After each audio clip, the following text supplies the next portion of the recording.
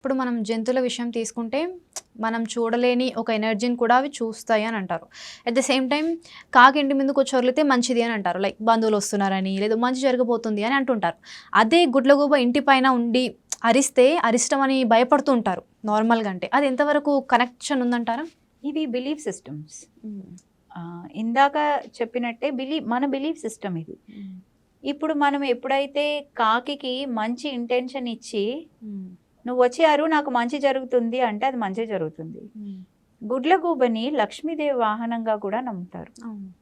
Okay, ఇప్పుడు ఈ ధనత్రయోదశి వచ్చినప్పుడు జనాలు చీపుర్లని కొనుక్కొని తెచ్చుకుంటారు. చీపురు, చాట ఇవన్నీ. ధన్తేరస్ ఎందుకు? అవన్నీ లక్ష్మీప్రదాలు. చిన్న చిన్న గుడ్లగూబ బొమ్మలు కూడా కొని తెచ్చుకుంటారు లక్ష్మీప్రదం అని. ఒకరోజు లక్ష్మీప్రదం అయ్యి ఇంకో రోజు చెడు అయిపోతుందా? అది వాళ్ళ బిలీఫ్ సిస్టమ్ అంతే.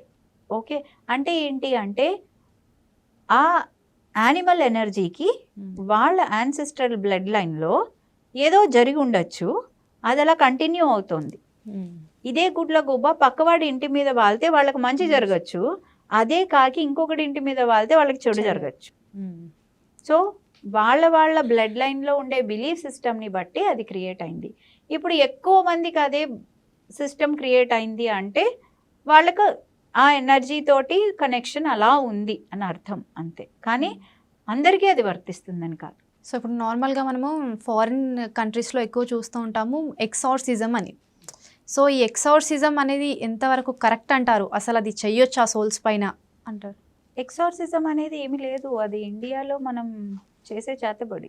ఓకే, అంతే.